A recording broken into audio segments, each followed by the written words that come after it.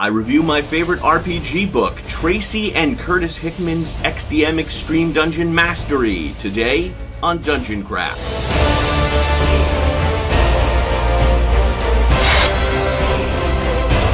Welcome to Dungeon Craft. I'm Professor Dungeon Master, and this channel is about playing the ultimate game of D&D and other role-playing games. And I'm Deathbringer. Level up your game by subscribing and click the bell icon so you'll be informed when we upload new videos every week. I've been asked several times on podcast interviews and by patrons, what are my favorite go-to RPG books? What are the books I just can't live without? The ones that shape me the most are this book. This is the 1981 magenta Tom Moldvay edition of Basic D&D. And the other is XDM, Extreme Dungeon Mastery, by Curtis and Tracy Hickman. This game taught me how to play the game, and it changed my life. This book taught me how to play the game better, and it also changed my life.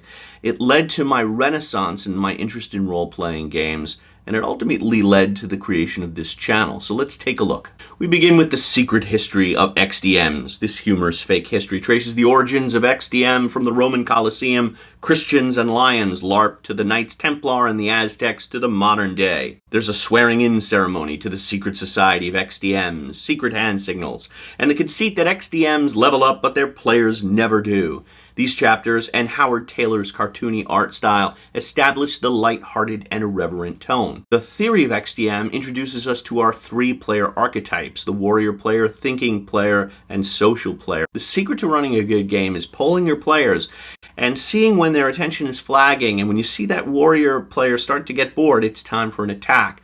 After the attack, it's time for a little bit of role-playing and maybe a clue to satisfy that thinking player, and being able to alternate and juggle between these types of players and design a game specifically for your players and table to entertain them. We get a breakdown of the Campbellian monomyth. If you haven't read Joseph Campbell's The Hero with a Thousand Faces, you really should. But this is a great primer on understanding story structure and how stories work.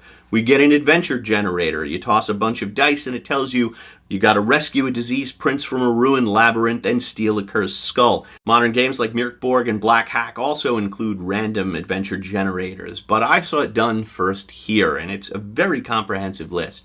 Chapter 8, All the World's a Stage. I love this chapter. How to use cutscenes to deliver expositions, using props, foreshadowing, streamlining box text, advice for using your voice, avoid saying giving advice on playing and portraying NPCs and reacting to the players. Chapters 10 and 11 cover magic tricks and parlor tricks like fog machines, laser pointers, flash paper, card tricks, dice tricks, even making holograms like in Disney's Haunted Mansion. People have asked, do I really use this stuff? Yes, I have used a fog machine and laser pointer in my games. I've never used flash paper because Mrs. Professor Dungeon Master is afraid that I'm going to set the house on fire. But yeah, I have done a lot of the other stuff, including making really cool props. The key concept here is DMing is a performance art, and you have to engage your players by any and all means necessary. The Players section gives advice on making characters, listing 3 things your characters will fight over, 1 thing they fear, and 1 thing they will die for. The point being, it's not a list of skills or traits or abilities that make your character unique. It's their personality and how they interact with the other player characters. There's also one chapter, Chapter 9, entirely dedicated to how to deal with rules lawyers, something I have never seen in another RPG book.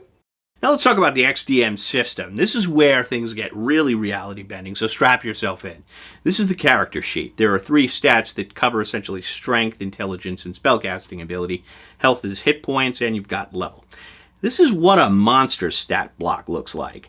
That's it. So how does the game system work? Well, you tell the game master what you want to do. Like, I want to hit the goblin with my axe. And they say, great, roll a 14. And you have to roll that number or better. And if you do it, you get to roll a second die to determine how many hit points of damage you caused.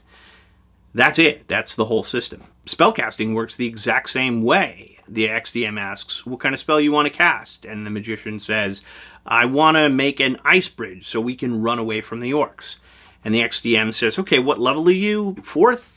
Okay, roll a 15. And then, if you succeed, you roll a second die to determine whether that ice bridge is stable enough or it just cracks into a million pieces and everyone plunges headlong into a bottomless chasm. There are no spell slots, there are no spell limits, there are no spell descriptions. If you want to cast a fireball in your first level, you can do that, but the XDM might say, well, you have to roll a natural 20. So what do you get when you gain a level?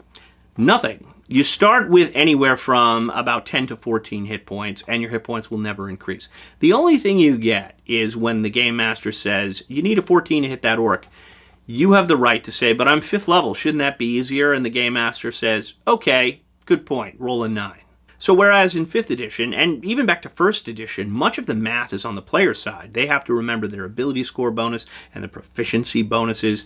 Here, the math is all moved to the Game Master's side, and they crunch it into one simple number that you have to roll on a 20-sided die, and that makes for a much faster game. Initiative is determined by the XDM as in, you go first, you go next, now the orcs go, now you go, and that order can change every round. Sometimes the players go first, sometimes the orcs go first. As long as everyone gets to make a move, it's all good. And I'll be honest, I've run combats like this, and once you've run a combat or an initiative or spellcasting like this, anything else is like watching paint dry. Now, at this point, everyone's probably freaking out, so I'll draw your attention to this page.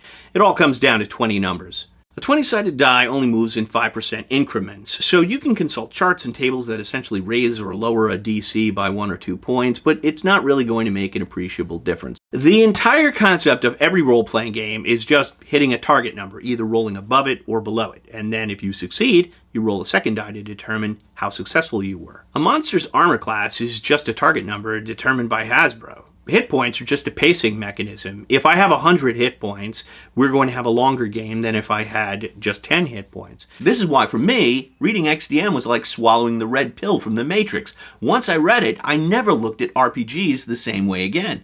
And speaking of the Matrix, if you want to play the Matrix, you don't need to wait for Hasbro or Fantasy Flight to buy the IP. You can just XDM it, along with Thundar the Barbarian, Voltron, Thundercats, and He-Man, and you can play them tomorrow with XDM, and you don't need a $50 rulebook or a publishing company's permission. Now, XDM, I will concede, is not for everyone. If you like your games very serious, you won't care for it. Also, completists who buy every edition when they come out with an edition and buy all the additional supplemental materials, they're going to be freaked out because what this game essentially does is say, you never needed to buy those editions in the first place. Because people are going to ask me, do you still run games this way? No, but I did for many, many years. When I started my YouTube channel, I felt I ought to go back to a stripped-down version of Dungeons & Dragons, and I've been playing a combination of Moldvay Basic D&D and 5e ever since. But I've always tried to retain the feeling of XDM, which is about getting back to the original feeling you felt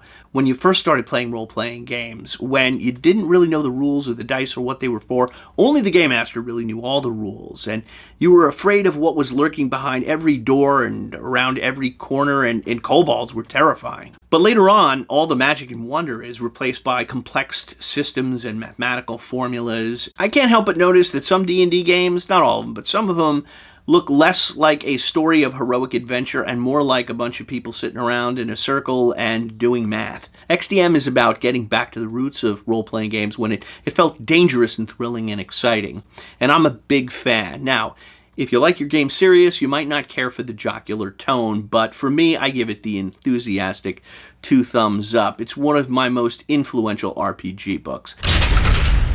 But that's what I think. What do you think? You can put your comments in the comments section below. Also below, you'll find a link to XDM on Kindle, the Dungeon Craft Facebook group, and Patreon, and a link to Macbeth, a very XDM influence module by myself, William Shakespeare, and the Quest Givers, DM Scotty and DMG, available exclusively at questgivers.com. But don't go away, click on this video over here for more gaming insights. I'll see you there, and until then, may all your rolls be 20s. Deathbringer again. I'm glad Extreme Dungeon Mastery uses real fire. If only it used real weapons, it would be perfect. For more explosive DM tips, watch these videos.